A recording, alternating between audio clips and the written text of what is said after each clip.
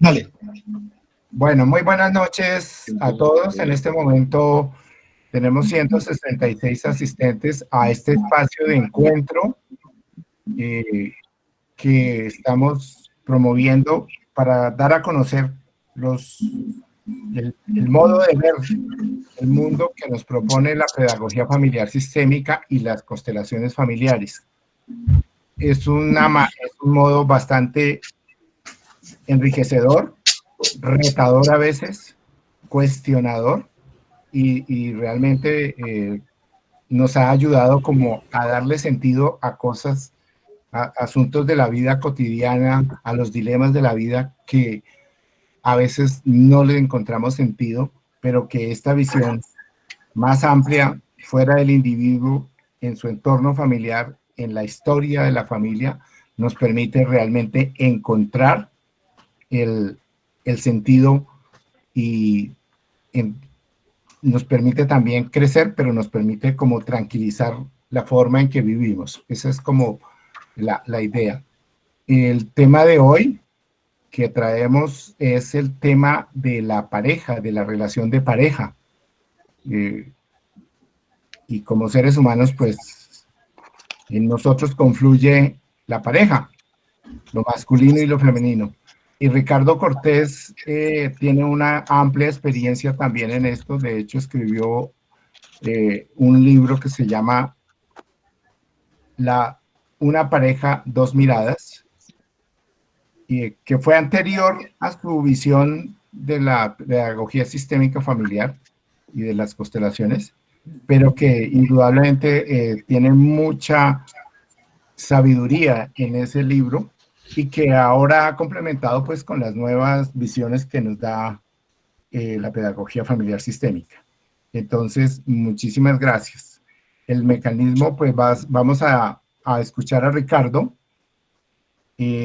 Por favor, si surgen preguntas, que estoy seguro que sí, las ponemos en el chat y el que quiera preguntar con el micrófono abierto lo puede hacer, y si no, pues yo voy leyendo las preguntas y vamos así interactuando.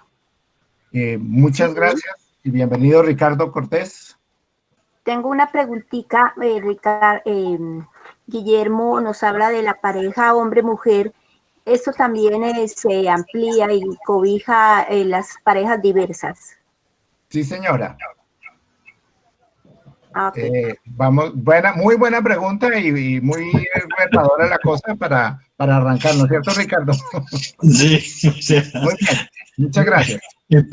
empezamos con preguntas. Muy bien. Ok, buenas noches. Muchas gracias realmente y reiteradamente por estar con nosotros. Y como insinuó Guillermo, efectivamente, si a mí hay un tema que me apasiona en la vida y desde hace muchos años es la relación de pareja. Y creo que todo el trabajo de pedagogía familiar sistémica siempre está girando dentro de esa perspectiva. Y yo quisiera solamente plantear, decir algunas cosas con la intencionalidad de que eso nos permita intercambiar y hacer preguntas y llevarnos cosas nuevas para revisar. Por eso lo primero que quisiera decir es que el primer amor de la vida es la mamá. Y eso es muy importante para hablar de pareja. El primer amor de la vida es la mamá. Y mamá en ese sentido es todo. Y mamá juega un papel fundamental en mi elección de pareja. Cuando yo quiero hacer ironía en los grupos en aula, yo le digo a la gente, voy a decir una afirmación gorda. La fidelidad tuvo que ver con mi mamá y la infidelidad todo que ver con mi mamá.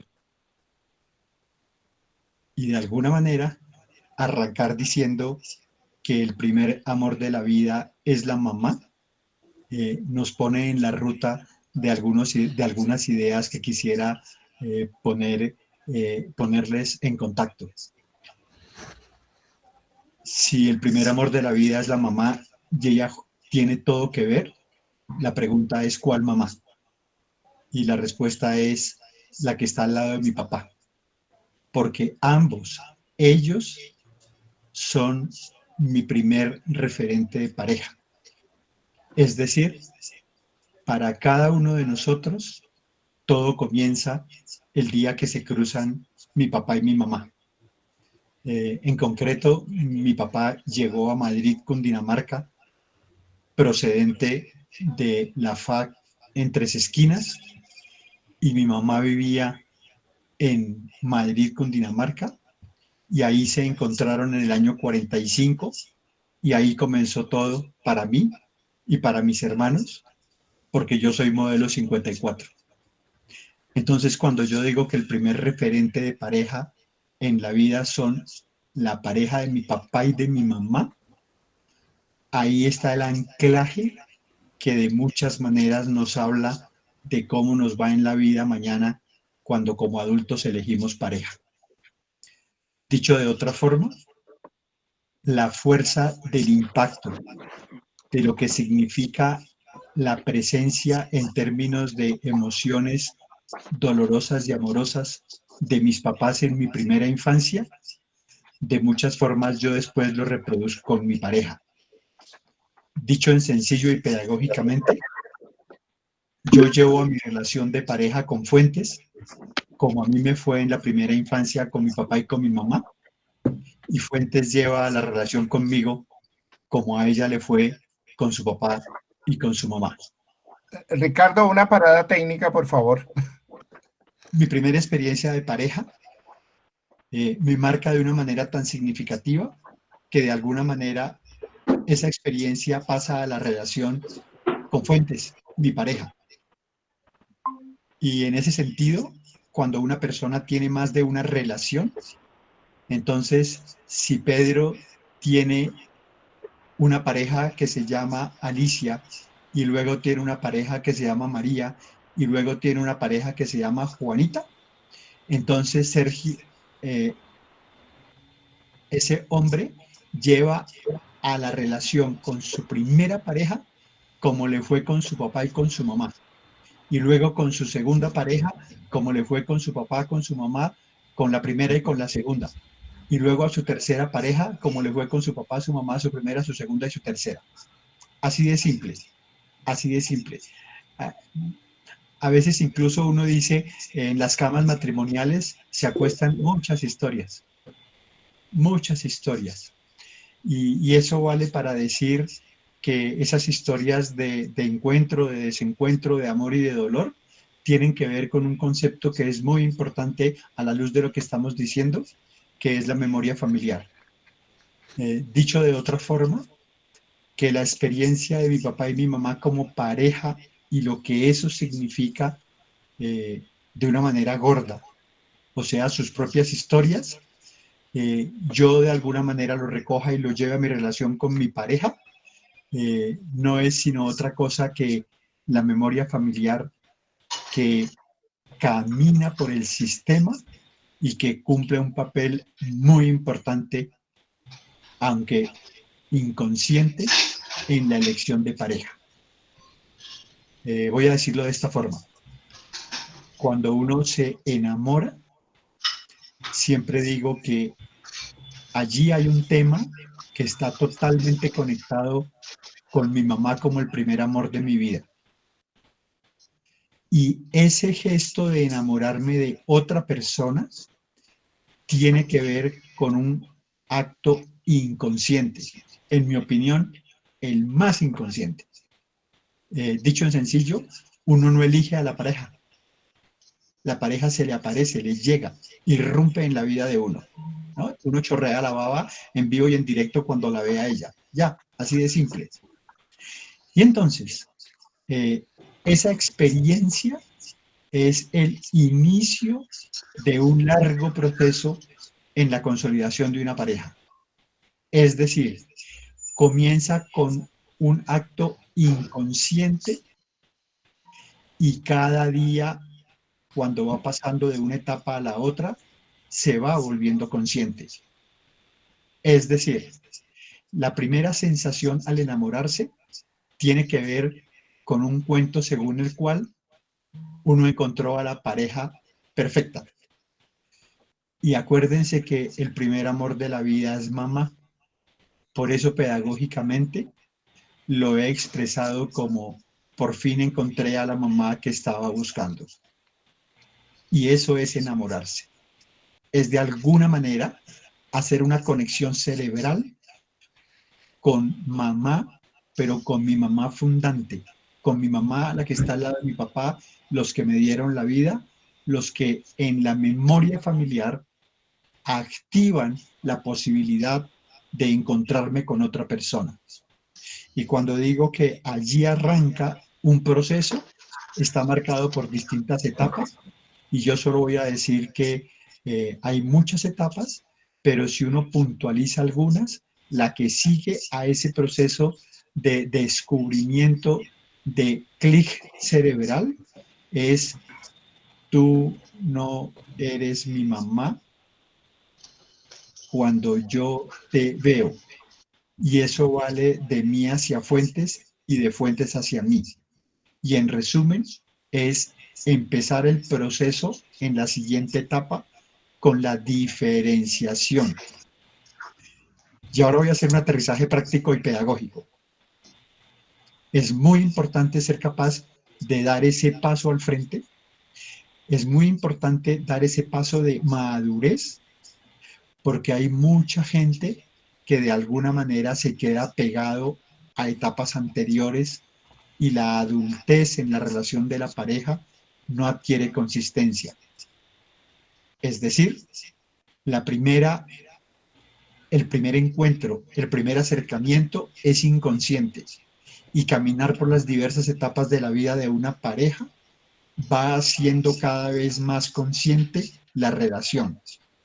La va diferenciando, la va clarificando, la va sintonizando y la va llevando a un hecho cumbre, hasta que mi cerebro es capaz de tomar una decisión de elegirte como eres, que pedagógicamente lo repetimos en términos de: tal como eres, estás bien para mí.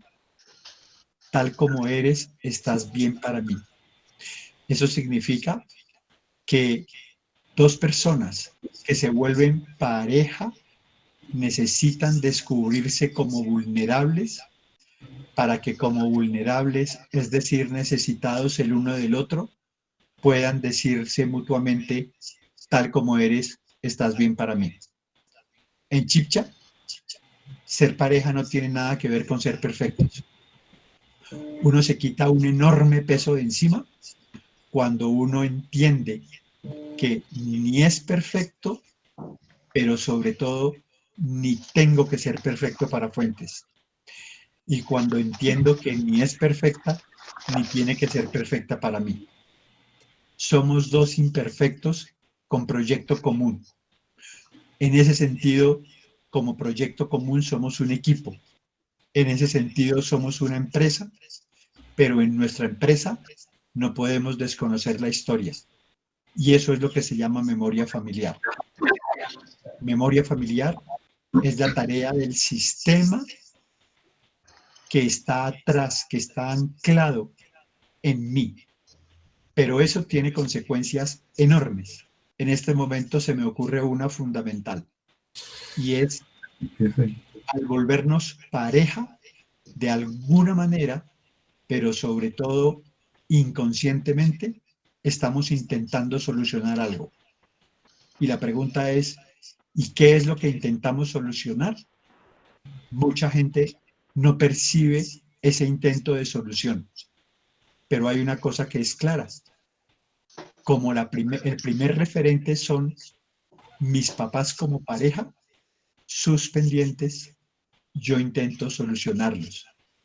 Pero sistémicamente hablando, no solo los pendientes de ellos, sino los de mis abuelos, es decir, los del sistema.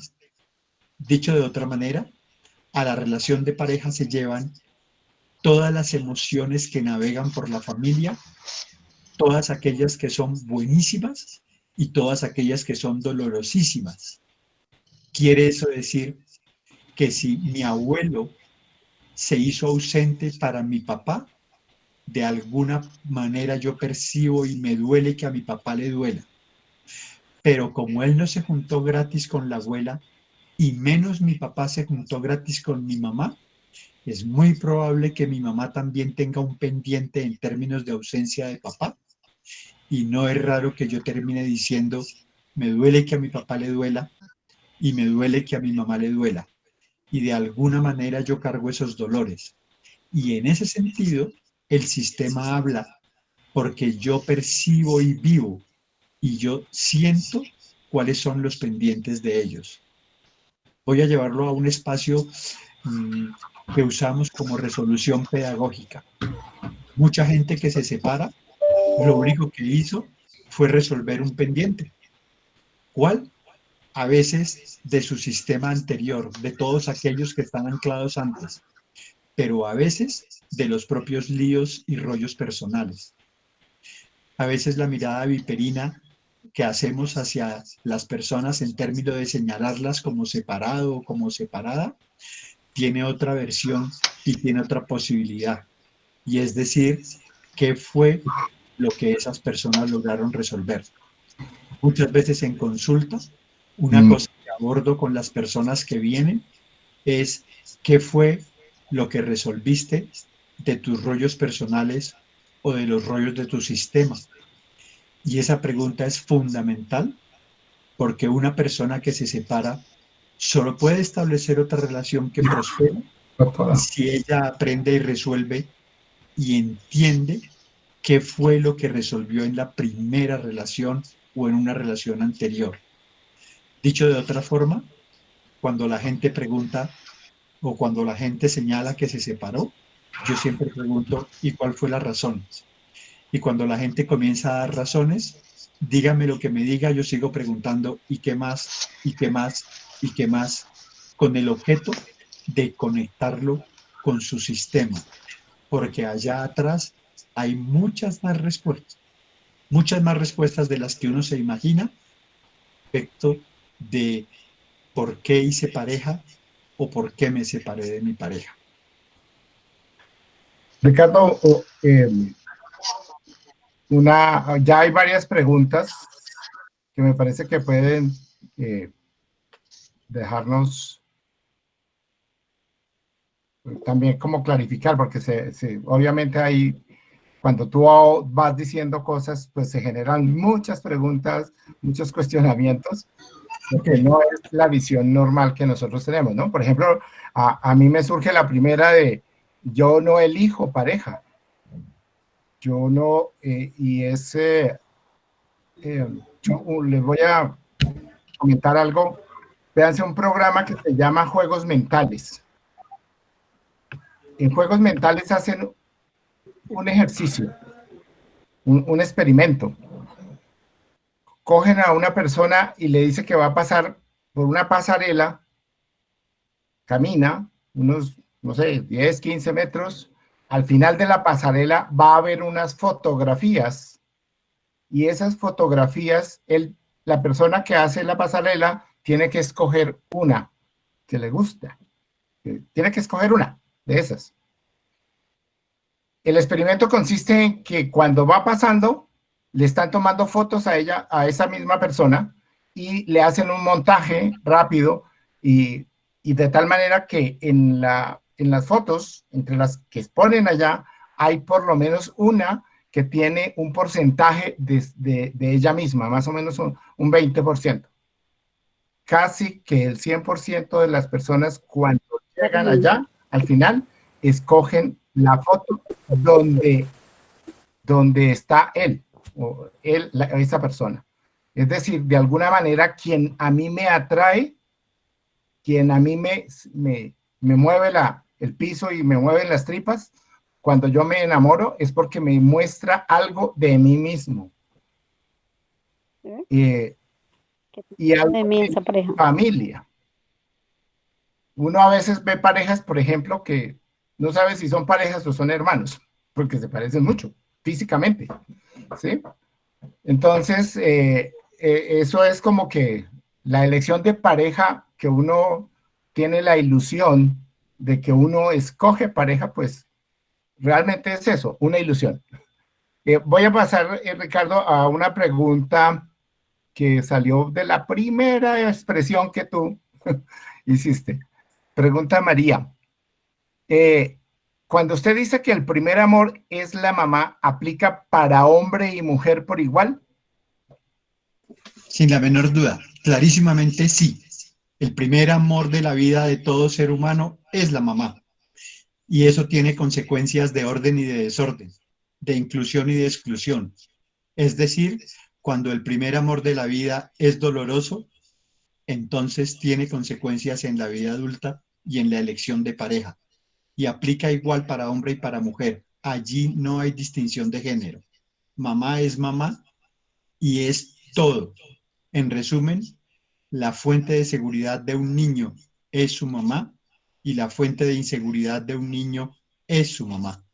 Y la abuelita, la nana, el tío, la tía pueden jugar papeles sustitutos muy significativos, muy valiosos, muy respetables, muy necesarios, pero mamá es absolutamente indispensable e irreemplazable en el primer amor de la vida y sus consecuencias. Yo quiero ahí decir que nosotros no en vano pasamos 9 meses en la barriga de mamá. Hay una conexión visceral que nos une a mamá y que cuando uno conoce a esa persona que en principio elige como pareja, esa relación que dice, uy, se me sentí maripositas en el estómago, es exactamente la relación que había con mamá, que ahora se actualiza con una persona que se me aparece en la vida y que digo yo, me movió el piso, esta sería mi pareja. Entonces, esa conexión visceral es la que se activa en el enamoramiento. Una pregunta aquí, dice Ricardo. Me pregunto, ¿qué significa pareja? Y está hablando, porque se ha dicho que una persona que ha abusado de alguien se convierte en pareja, aunque uno no esté enamorado. El tener una relación donde hay como fruto hijos también es pareja. Entonces, por lo visto en la vida, ¿es posible tener muchas parejas? ¿En qué se diferencian a cuando se encuentra una pareja duradera y estable? A ver, justo eso es lo que es sistémico. Es decir, en términos conceptuales es muy importante distinguir que en una relación de pareja hay un tema que es el vínculo y hay otro tema que es la relación. Muchas veces yo puedo elegir el vínculo y la relación, pero no todas las veces. Hay veces que solo elijo la relación y hay veces que me imponen el vínculo, o hay veces que elijo el vínculo y no puedo elegir la relación. Entonces, ¿por qué un abuso genera vínculo? Porque lo sexual, tener relaciones sexuales, genera vínculo. Entonces, ¿cuántos vínculos tiene una persona en la vida? Cuántas parejas tenga y y las que con ellas tenga relaciones sexuales. Entonces, una cosa es construir la relación y otra cosa es establecer el vínculo. Entonces, si una persona tiene relaciones sexuales con la persona A y luego con la persona B y luego con la persona C, esa persona tiene 3 vínculos, pero no necesariamente tiene 3 relaciones. No sé si me hago entender. El tema consiste en reconocer los vínculos y darse permiso de entender que lo que tiene que ver con amor es la relación. Es la relación. Allá es donde se, allá es donde se construye, allá es donde el compromiso de los dos hace crecer la relación. El vínculo está asociado a relaciones sexuales y no todas las relaciones sexuales están conectadas amorosamente por la relación o en la relación. Es muy importante que cuando las personas, por ejemplo, se separan, entiendan y respeten que la relación se acabó y le den un lugar a la persona con quien fue o con quien hizo pareja. Pero es igualmente importante darle un lugar al vínculo. En Chibcha, clarísimamente, un hijo es el dato cuantificable de un vínculo. Y por eso el tipo S o la mamá de mis hijos tienen un problema en la relación, pero hay una cosa que es indeclinable y es que el vínculo se mantiene. El vínculo que más ata es el primero y para desbaratar, para desanudar el primero, hay mucha más resistencia respecto del segundo y respecto del tercero y cuarto. Dicho de otra forma, la culpa tiene todo que ver en la necesidad de intentar ¿cómo se llama? Desanudar el nudo. El vínculo de alguna manera es un nudo. En sencillo es esto. Cuando una persona se separa, terminar su relación y ponderar el vínculo tiene mucha más resistencia para esa persona. Cuando lo hace por segunda vez, lo hace con más facilidad y así sucesivamente hacia un tercer o cuarto vínculo. Las relaciones tienen un tema que se ubica en el espacio del dar y el recibir, y allá es donde está el tema del amor, del dolor, del enojo, de lo que se construyó o se dejó de construir.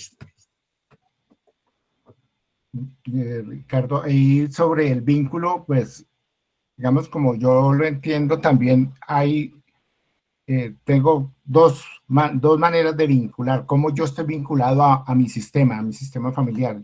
O bien yo estoy vinculado biológicamente, a través del vínculo sanguíneo que decimos, es decir, Sí. yo de papá, yo soy de mamá, yo soy de mis hermanos, de mis tíos, ¿sí? Pero de mi pareja no tengo un vínculo sanguíneo, a menos que sea la prima o el primo. Con mi pareja el vínculo es emocional, ¿sí? Es una relación emocional y desde ese punto de vista, todo lo que deja una huella emocional deja un vínculo. Es decir, si un niño fue abusado o una niña fue abusada, eso deja una huella emocional que deja vinculado al abusado con el abusador. Si alguien fue asesinado o fue robado, eso deja una huella emocional en todo el sistema de la familia que deja amarrado, si se quiere, vinculado a la víctima con el perpetrador. Desde ese punto de vista, el vínculo es mucho más fuerte que la relación. La relación, como dice Ricardo, se puede acabar. Yo puedo dejar de ser la pareja de la persona con la cual tuve hijos. Yo ya no soy la pareja, pero siempre seremos padres, por ejemplo, por el vínculo sanguíneo con nuestros hijos. Y en el orden de la pertenencia, el vínculo nos dice que tenemos que darle un lugar a ese que fue nuestra pareja con el cual tuvimos unos hijos, y él tiene un orden porque pudo haber sido el primero o la segunda pareja. Ese es su orden, la primera pareja, la segunda pareja, ¿sí? Ese vínculo no se pierde, la relación se acabó, ¿de acuerdo? Bueno, Ricardo, aquí hay otra, dice, a veces la madre también puede ser, la relación con la madre puede ser una relación tóxica cuando se da la proyección sobre sus hijos. ¿Qué podemos? Sí, Eso no es sino reafirmar la importancia del significado profundo de mamá. El ideal y el intento natural de la construcción de las relaciones humanas está montado sobre el papel positivo y fuerte de la mamá sobre un hijo, en términos de construcción amorosa, pero también a veces eso es tóxico. Es decir, muchas experiencias de madre e hijo o madre e hija están cruzadas por experiencias profundamente dolorosas que tienen que ver con la historia del sistema. Es decir, no es gratis el estilo de relación y de conexión que cada quien establece es experimental y existencialmente con su mamá. Y por eso una presencia amorosa tiene consecuencias, pero una ausencia incluso no percibida desde la comprensión total de un niño también tiene consecuencias y consecuencias a veces nefastas. Miren, en mi experiencia es muy interesante descubrir, por ejemplo, que cuando uno se encuentra a una persona en consulta, sobre todo en el tema de mujeres, muchas tienen casi que claridad muy cuantitativa acerca de su enojo con papá y tienen mucha menos conciencia de su enojo con mamá. Y la toxicidad de la relación a veces requiere levantar el tapete, como digo yo, para percibir que hay pendientes muy duros con mamá y que son muchas veces, a veces más fuertes que papá, que con el papá. A veces uno lo expresa en términos de una frase sanadora o de una frase que refleje esa experiencia. A muchas personas les digo que repitan, cuando yo era niña, yo me enojaba mucho con mi papá por lo que le hacía a mi mamá, pero a veces me enojaba más con mi mamá porque lo permitía. Y muchas personas comienzan diciendo que su gran dolor es papá, pero terminan reconociendo que efectivamente hay un enojo más profundo que tiene que ver con mamá. Otro ejemplo muy simple es el caso de los abusados. Las personas abusadas tienen un dolor y un enojo muy fuerte en su conexión con mamá. En resumen, una relación con mamá puede ser tóxica, pero justo, eso nos permite, hablando en el contexto de pareja, de la necesidad para hombres y mujeres entender el papel del primer amor de la vida, entender el papel de los papás como pareja, porque de eso también depende la prosperidad o no de la relación de pareja cuando uno es adulto. Ricardo, quiero que me gustaría pues que retomáramos la primera pregunta retadora que nos hizo un asistente, y es cómo vemos la pareja, y si solamente estamos hablando de la pareja como la relación hombre-mujer, o cómo vemos estas nuevas, o no nuevas, pues históricas relaciones entre parejas que se conforman con personas del mismo sexo. Sí, mira, yo incluso antes de contestar a esa pregunta, quisiera ir más lejos. Eh, Creo que también a veces no está tan claro en el horizonte de muchas personas entender que a veces un hijo se vuelve la pareja del papá o un hijo se vuelve la pareja de la mamá. Y entonces ahí también estamos hablando de pareja. Es decir, ahí estamos hablando de un desorden. Y es en ese marco en el que yo quisiera responder la pregunta. El tema de orden y el tema de desorden es lo que para mí pedagógicamente me da como luces en términos de de decir una palabra frente a esa temática tan candente y tan compleja que hoy en día es tan crucial, tan presente y tan fuerte en la cultura. Y en ese sentido lo que hay que decir es lo masculino y lo femenino es un poco el asunto de fondo de lo que significa ser pareja.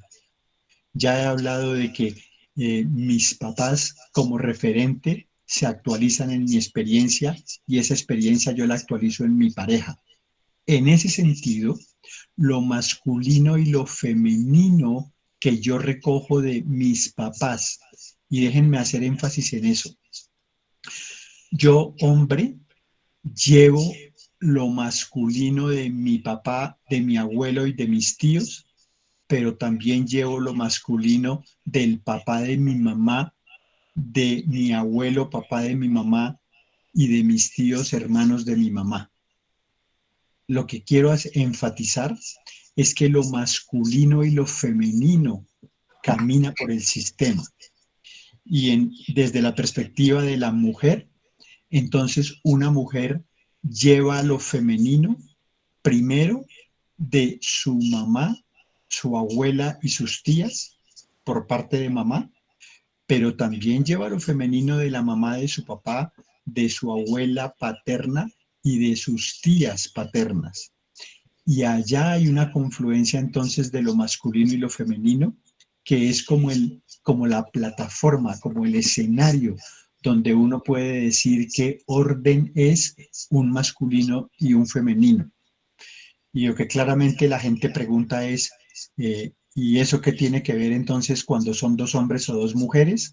Y mi respuesta es, mire, tiene que ver en este sentido, en que otro tipo de relación no solo es posible, no solo es respetable, no solo está en la realidad, pero también eso da la oportunidad para decir que una relación de pareja entre dos hombres o que una relación de pareja entre dos mujeres lo llamamos desorden.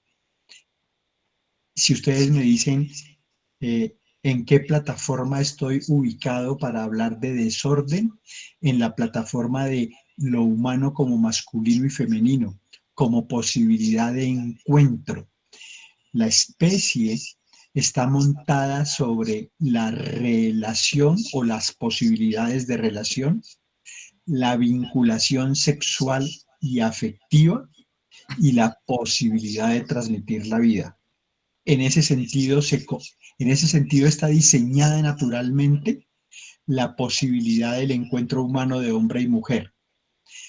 Y en la naturaleza está también de alguna forma la posibilidad de que se constituyan como pareja sexoafectiva, un hombre con un hombre o una mujer con una mujer, y eso para mí es solamente un tema de desorden.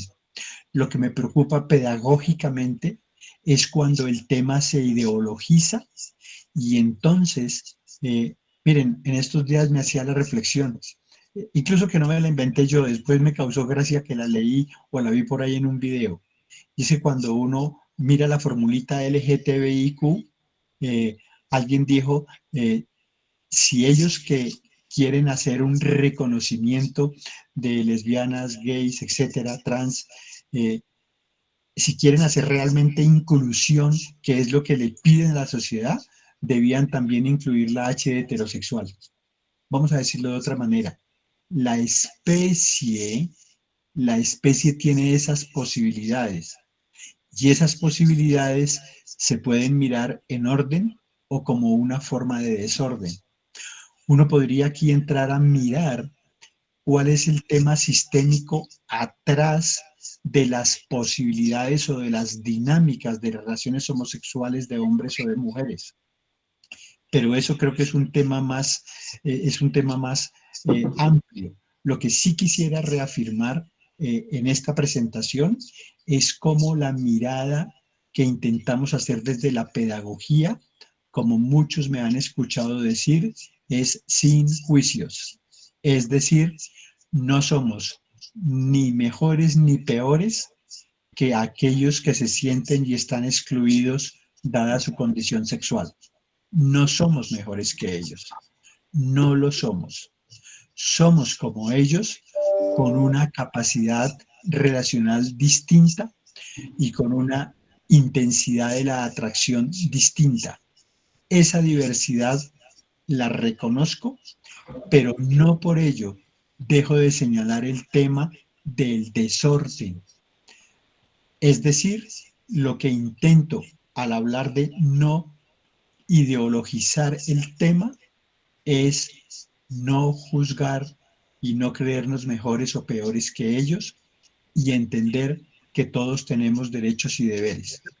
Como las relaciones de pareja, ahí sí como dijo la reina, hombre con hombre, mujer con mujer o al contrario, tienen consecuencias.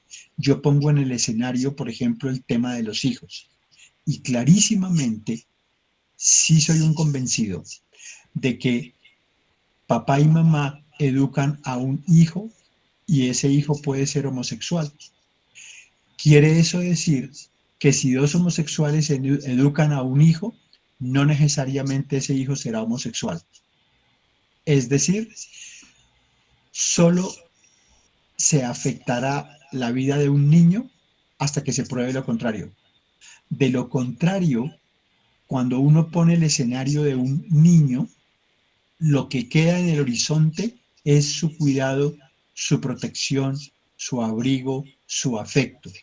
Y en ese sentido, la especie humana es capaz de proteger, de dar, de cumplir afectuosamente, de el buen trato con un niño.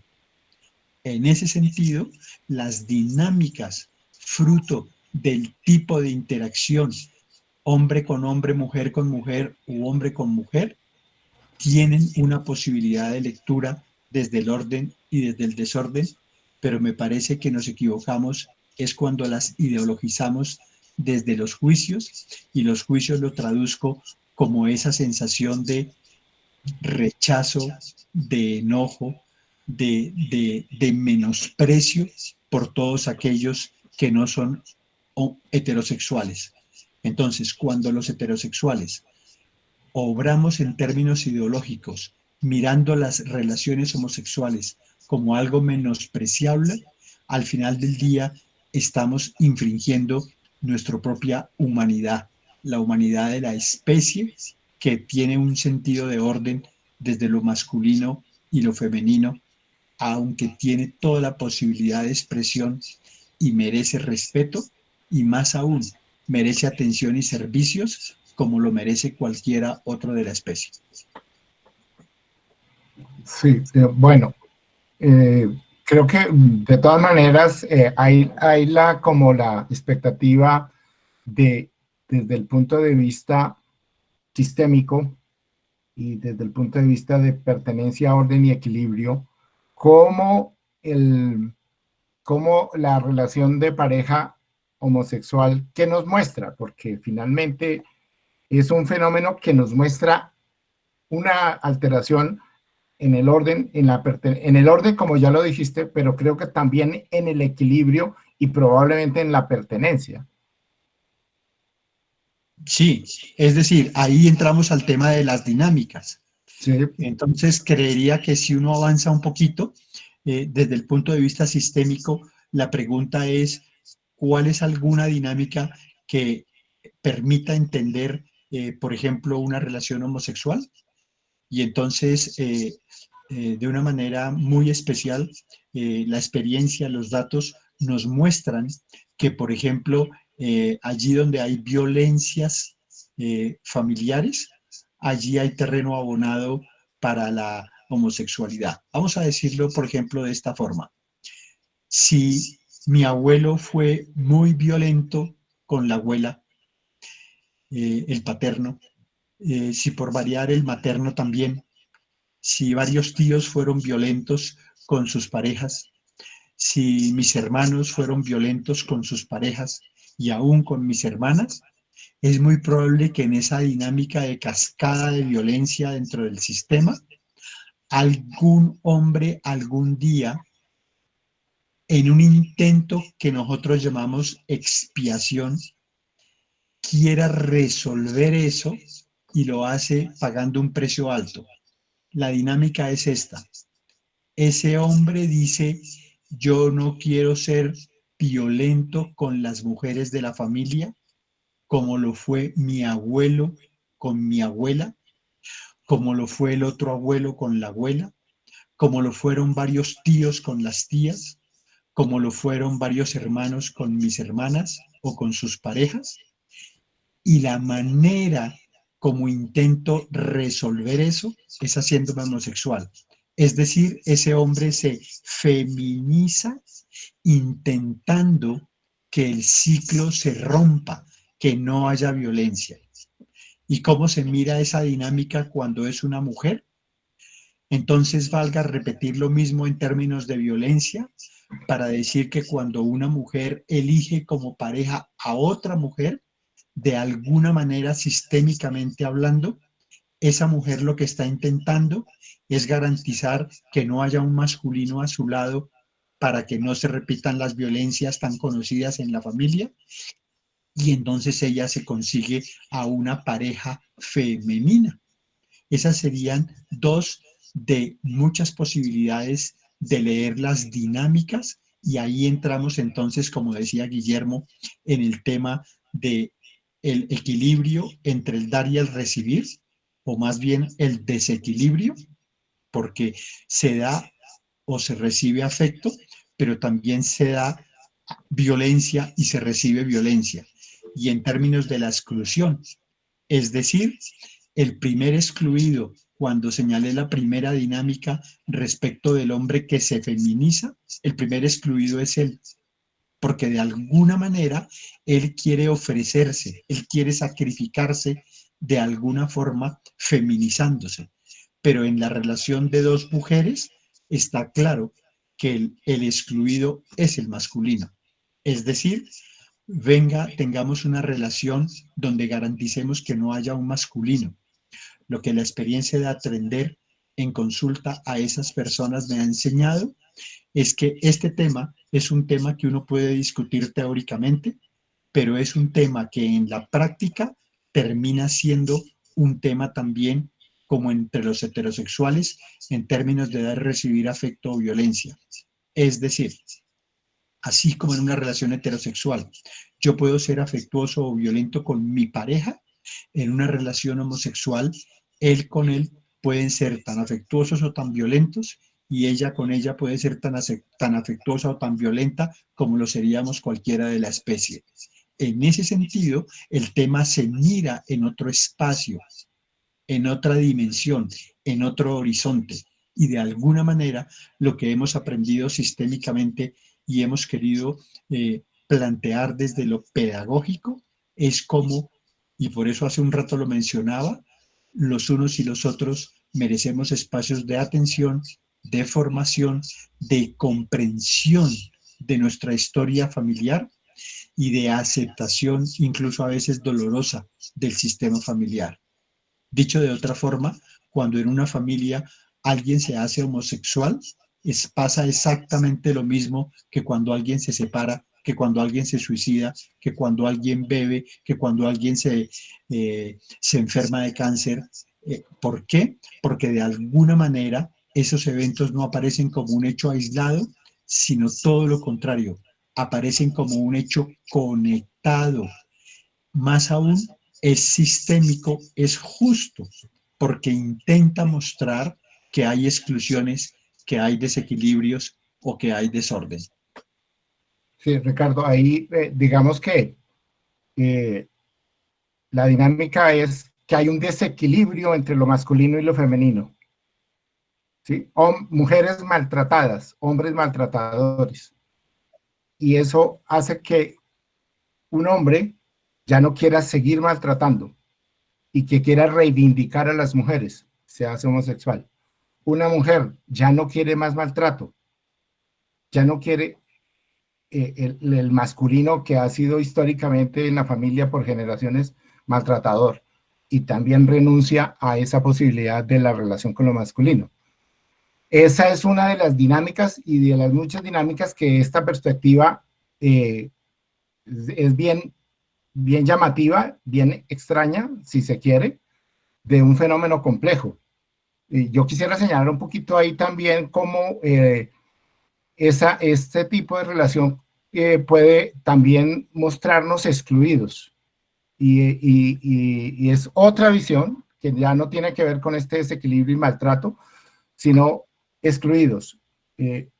Un hermano que falleció pequeño y que está excluido, o un tío que murió temprano, pequeño, y que está excluido. De alguna manera, yo, hombre, traigo a alguien para que reemplace o para que muestre ese excluido, ese hermano fallecido que no está, para hacerlo ver. Es, digamos, la otra visión, ¿no?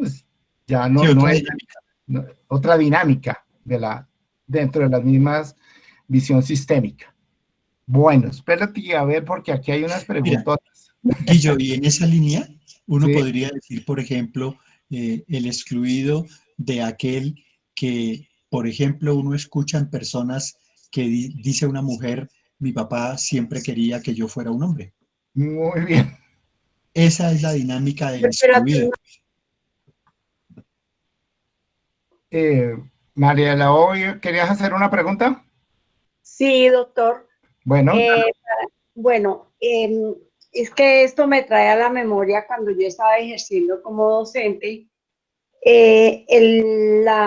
la forma de aceptación que tienen los estudiantes a los, sobre todo a los muchachos que son, pues tienen unas eh, actitudes femeninas, ¿sí? Se presenta más en el rechazo ante sí, los muchachos que tienen actitudes femeninas, que por ejemplo, y noté que era más aceptado, por ejemplo, entre niñas lesbianas, ¿sí?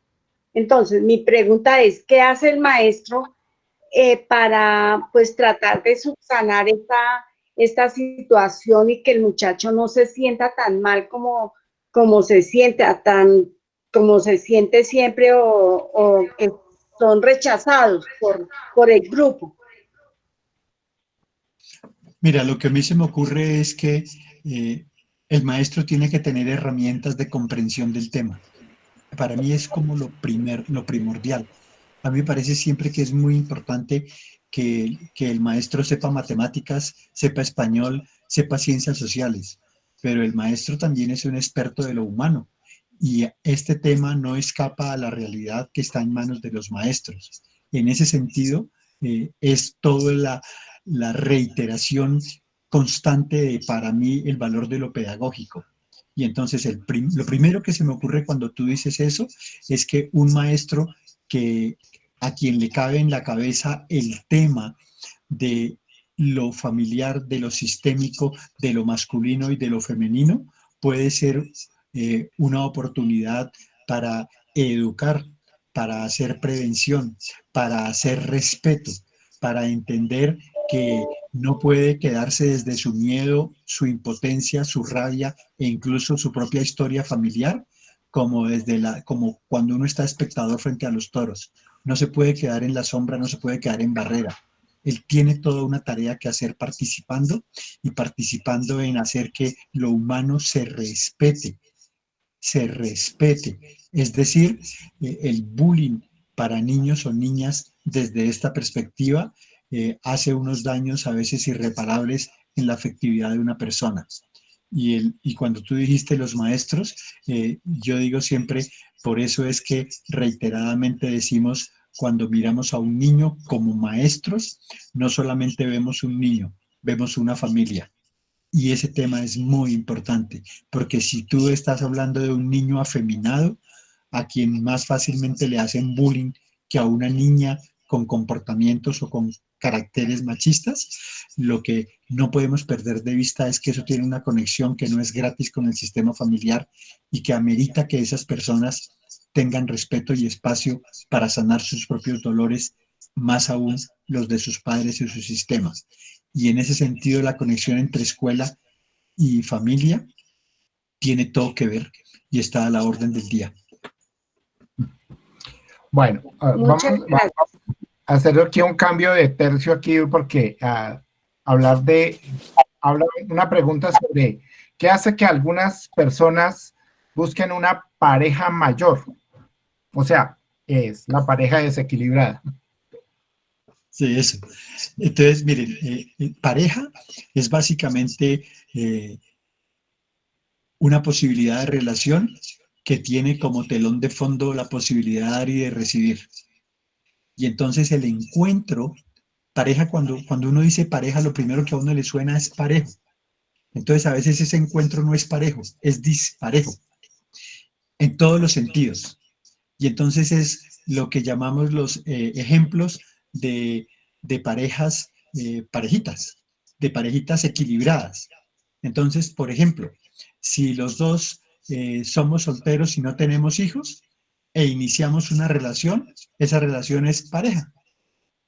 Pero si yo inicio una relación contigo y tú tienes un hijo y yo no tengo hijos, esa relación es desequilibrada. No es pareja, es dispareja. Si yo tengo un cierto nivel de formación y tú careces, allá hay un desequilibrio en la relación. Si yo tengo poder económico y tú no lo tienes, allá hay un desequilibrio. Pero si emocionalmente yo tengo dolores no resueltos y tú también, entonces a veces nos equilibramos en el dolor, pero nos desequilibramos en la cotidianeidad. En ese sentido, eh, si yo tengo más años que tú o tú más años que yo, eso es una forma de desequilibrio y ese desequilibrio y todos los que he mencionado tienen todo que ver y están de alguna manera conectados a la historia familiar.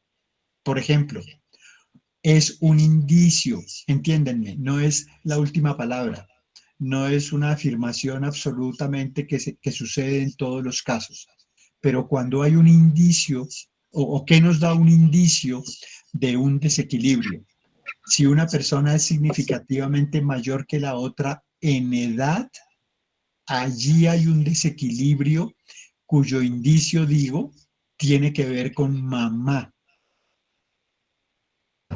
¿no? Piénsenlo un poco. Tiene que ver con mamá.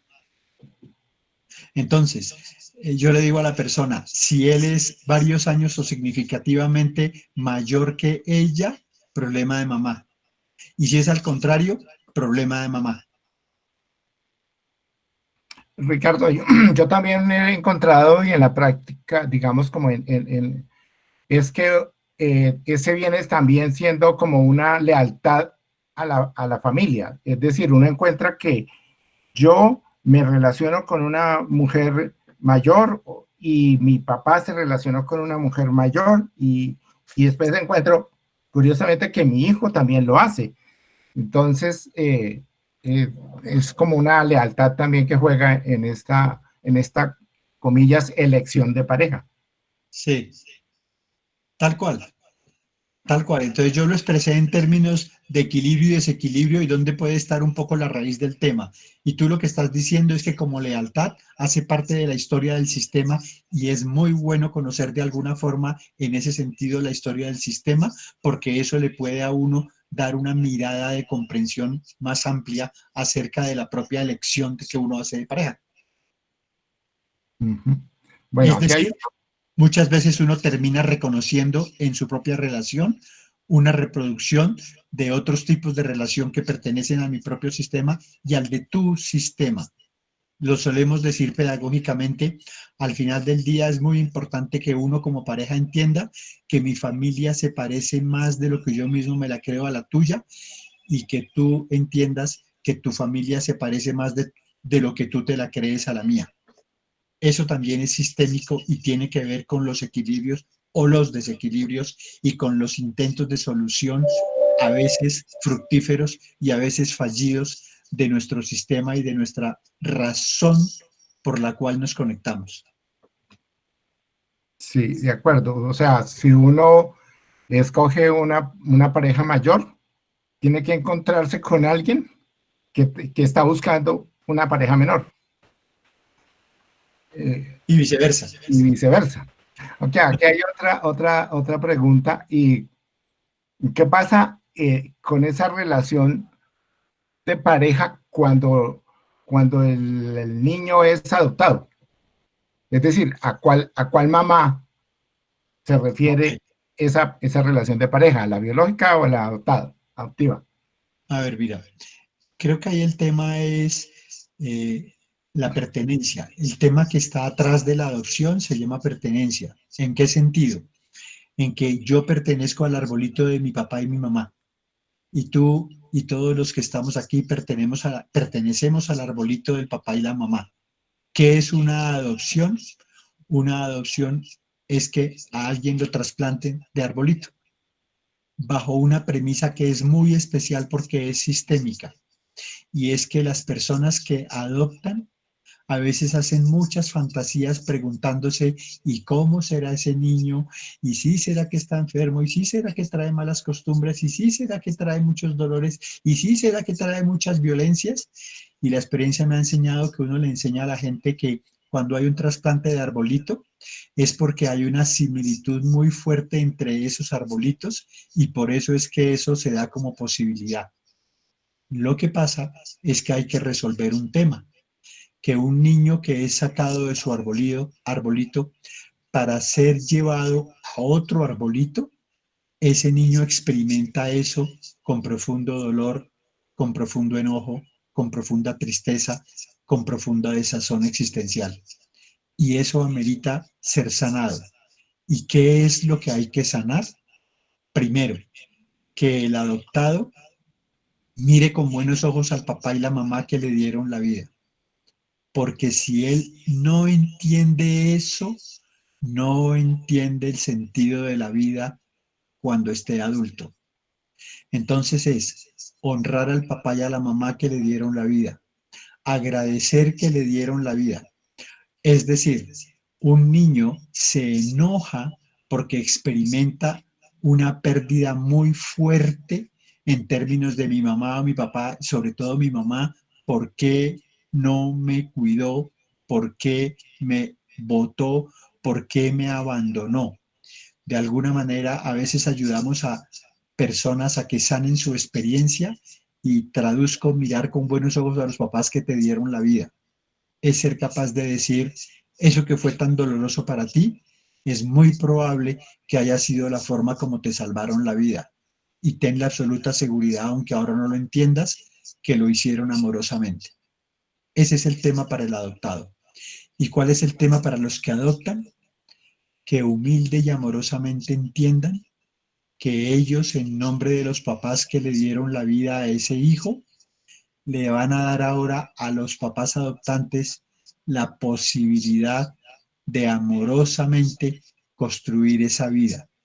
Y por eso, en resumen, los papás que adoptan lo único que hacen es hacer lo mejor posible por la vida de ese niño o esa niña, gracias a que los papás que le dieron la vida le dieron a ellos la oportunidad de ser papás de corazón.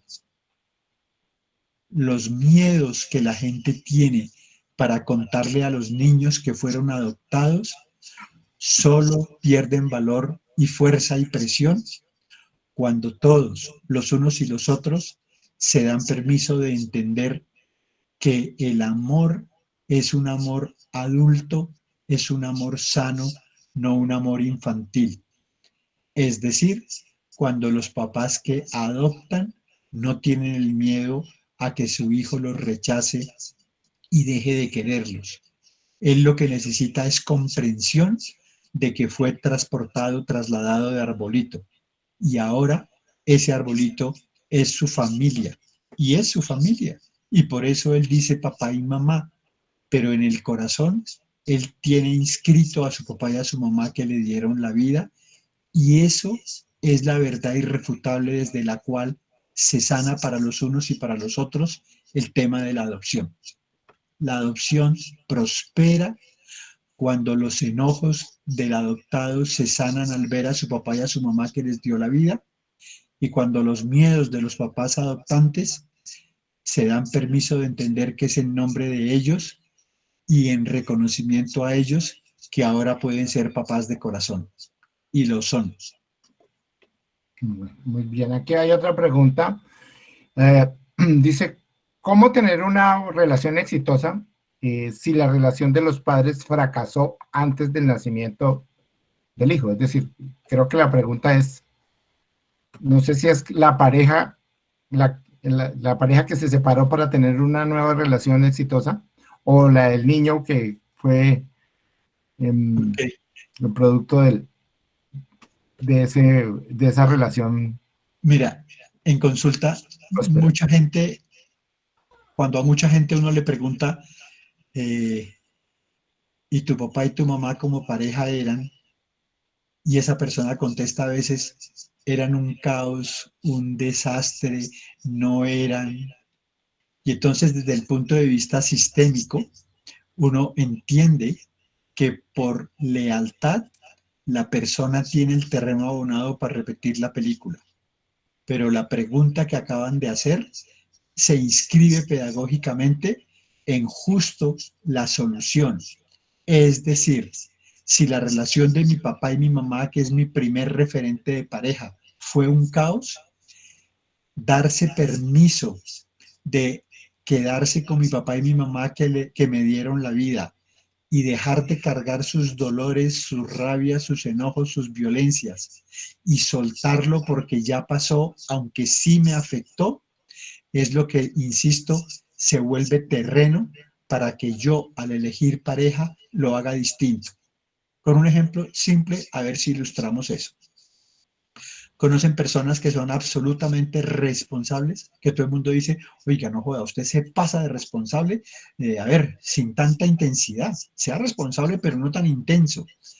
¿Saben qué pasa? Que curiosamente a veces detrás de esa persona había un papá terriblemente irresponsable. Entonces, ¿qué pasó con este hombre que ahora es terriblemente responsable, que tenía todo el terreno abonado para por lealtad repetir la película del papá? Pero eso le impactó de tal manera que se dio permiso de hacerlo distinto y ahora casi que está en el otro extremo, el de la responsabilidad.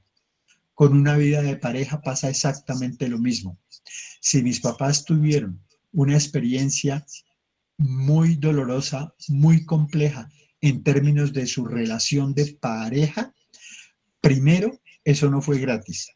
Segundo, yo no soy gratis hijo de esa pareja, pero tampoco me consigo una pareja gratis que muy seguramente tiene una historia que se parece mucho a la mía. Y si los dos lo hacemos distintos, de alguna manera nos dimos permiso de entender, de comprender, de leer lo que había en el sistema y con respeto, con amor, pero sin perder el referente y la gratitud hacia quienes nos dieron la vida, ahora lo hacemos distinto. Y eso no es poesía, porque ser pareja es una tarea. No hay cosecha en pareja de forma silvestre. Todo lo bueno que pasa en pareja es fruto del trabajo. No pasan cosas gratis. Más aún, es fruto del trabajo incluso para que la vaina se desbarate. Voy a decirlo de esta manera. Hay parejas que se las arreglan para que en su lealtad todo termine como terminó la historia de sus papás. Y de la misma forma, hay parejas que se las arreglan para que con mucho trabajo sean capaces de hacerlo de una manera distinta y de proponer y ofrecer a sus hijos una relación distinta para ellos respecto de los abuelos. Bueno, gracias, Ricardo. Aquí otra pregunta es, eh, ¿cómo se ve, digamos, la situación de la pareja cuando hay dificultades para tener hijos? ¿Cómo se relaciona eso sistémicamente, la dificultad de tener hijos y la relación de pareja? Muy bien, digamos cosas prácticas y tú ayudas que eres médico. Entonces, el primer tema es cuando hay dificultades para tener hijos, muchas veces el tema es sistémico. Es decir, cuando no hay datos que desde la fisiología humana se opongan a la posibilidad de engendrar un hijo, y esa es tarea de los médicos, y cuando hay problemas y hay soluciones asequibles, perfecto, y la ciencia progresa cada día más y muestra cada día más esa posibilidad. Pero creo que la persona lo que está preguntando es, ¿y qué pasa cuando todo está bien, pero que no pueden tener hijos? Entonces nosotros decimos, mire, ahí hay un tema sistémico. Es decir, como todo el tiempo hemos venido reiterando de la necesidad de mirar al sistema y los dolores y los amores, muchas veces atrás de no poder tener hijos, básicamente lo que hay es profundos miedos para que a un hijito mío no le pase lo que le pasó a mis papás o lo que o lo que me pasó a mí respecto de ellos. Es decir, el principio gordo es cuando la vida va a pasar, con tu gusto o tu disgusto, la vida pasa. Pero cuando tú tienes la posibilidad de pasar la vida, pero hay dolores que no has sanado, pero hay miedos que no has resuelto, pero hay enojos que no has visto, en ese sentido puedes juntarte con una pareja a quien de alguna manera le duela lo mismo y por ende ambos hagan esfuerzos conscientes para embarazarse, pero emocionalmente pongan todos los tabiques para que eso no suceda. Bueno, tú me pediste que hiciera ahí algo de las dificultades desde el punto de vista médico. Cuando hay dificultades, generalmente se busca si la causa biológica, que no se puede desconocer, está en la mujer o está en el hombre, o, ojo, y hay que hacer esto, puede estar en los dos.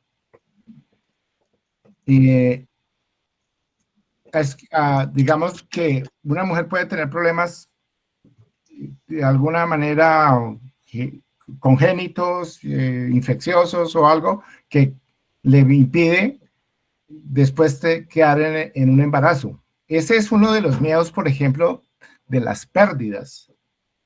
La mamá queda con ese miedo de ¿y qué pasó con mi capacidad de ser madre, de tener hijos? Pero tanto el hombre como la mujer tienen posibilidad de no poder tener hijos, ¿sí? Y eso tiene que ver, eso sería una de las primeras cosas que hay que descartar. La segunda es que a veces entre los dos, así ocurre que una mujer ha tenido hijos y un hombre ha tenido hijos, pero juntos no pueden tener hijos. Ahí hay un asunto inmunológico, es decir, de alguna manera la inmunología ahí parece impedir que el óvulo y el espermatozoide de ellos dos no puedan producir hijos. Entonces, ese es un asunto de los dos. Y es bueno que también lo tengamos en cuenta, ¿no? Y en razón del equilibrio, puede ser de mujer, de hombre o de juntos. Pero también tiene que ver, y ya desde el punto de vista de lo sistémico, esa posibilidad de tener hijos tiene que ver también con la historia. Por ejemplo, una abuela tuvo muchas pérdidas. Ahí puede haber algo genético para que la mamá y luego la nieta tuvieran pérdidas. Pero también pueden haber pérdidas de otro tipo. O sea, puede ser entendido sistémicamente como que las pérdidas de la abuela o de los abuelos no se reconocieron, no se reconocen. Y de todas maneras, ese es un dolor y un miedo que tiene, que pasa a mamá y que luego pasa a la nieta. Y ahí esa nieta puede tener problemas para quedar en embarazo. Es decir, de alguna manera está repitiendo una historia, bien sea biológica o una historia sistémica emocional. Eso sería lo que... Déjame poner un ejemplito. Sí. Una persona vino a consulta y me dijo que su abuela se murió en el parto. Muy bien. Y ella hizo una conexión entre la muerte de la abuela y lo que eso significó para su mamá y lo que eso significaba ahora para ella en términos de tener un hijo. Eso es lo que llamamos sistémico. Solo por señalar un ejemplo. Muy bien, sí, claro. Imaginémonos que en la historia de la familia la abuela murió en un parto y básicamente que todas las mujeres de ahí en adelante tienen miedo para transmitir la vida, porque si la abuela murió, yo también podría morir y mi hija también podría morir. Entonces, ahí eso puede tener relación con esa imposibilidad de tener hijos. Guillo, mira, una mujer dijo una vez en consulta, a mí me abusaron. Esa mujer entendió que el abuso de ella, en ella no era el primer abuso familiar. Ella también entendió que una abuela paterna había sido abusada.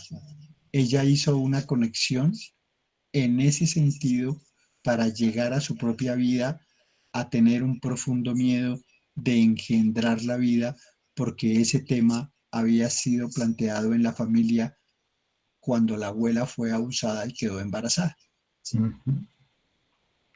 Muy bien. Bueno, aquí hay una pregunta.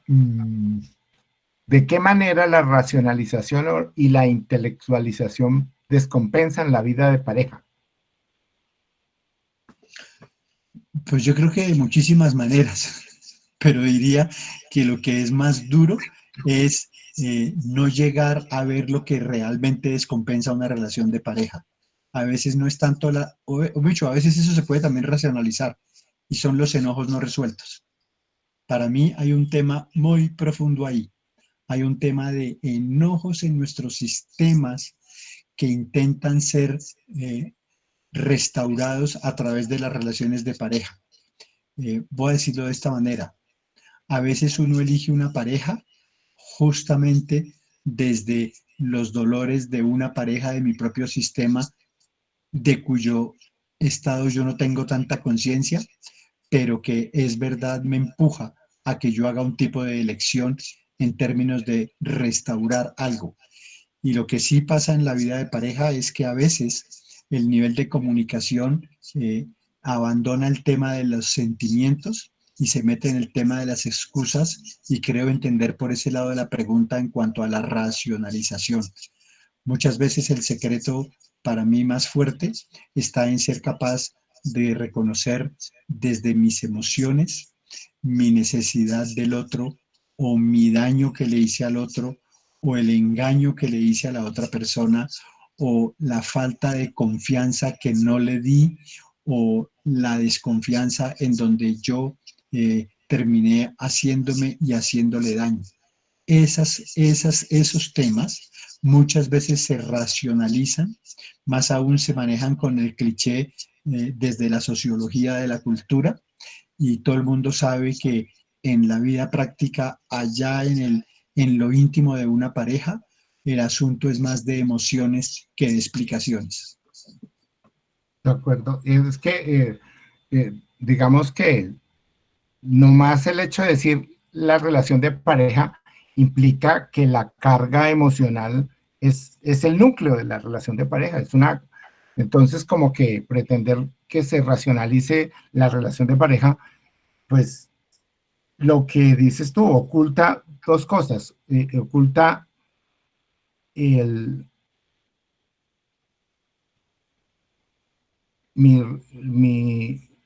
mi culpa, entre otras cosas, ¿no? Mi posibilidad de que yo tengo mucha rabia, pero no acepto mi rabia, y entonces como que yo racionalizo la cosa y le doy una explicación. Pero la otra cosa, y es lo que ya lo dijiste también, la otra cosa es que uno en pareja se muestra débil, se demuestra frágil. Para ser pareja uno tiene que, como dice Ricardo en alguna de sus charlas, que es enamorarse. Enamorarse es desnudarse emocionalmente ante el otro y mostrarse que algo le falta y que eso que a uno le falta lo tiene el otro. Pero también es entender que el otro se desnuda emocionalmente y que ese otro le falta algo que yo tengo, que espera que yo le dé. Cuando yo racionalizo eso, que es tan emocional, pues como que la situación de la pareja se desnaturaliza, digámoslo así. Bueno. Y yo cuando estoy viendo el reloj, ¿Sí? Yo quisiera echar una cuñita y Ok. es que hoy por la tarde como que abrí otra vez el índice de Todo Que Ver y encontré que hay muchas preguntas que tienen que ver con pareja y con el respeto del auditorio quisiera echar la cuñita de abramos el libro y de golpe encontremos otra manera de abordar algunas preguntas que ahí se plantean. Listo, Guillo, creo que eso es por hoy.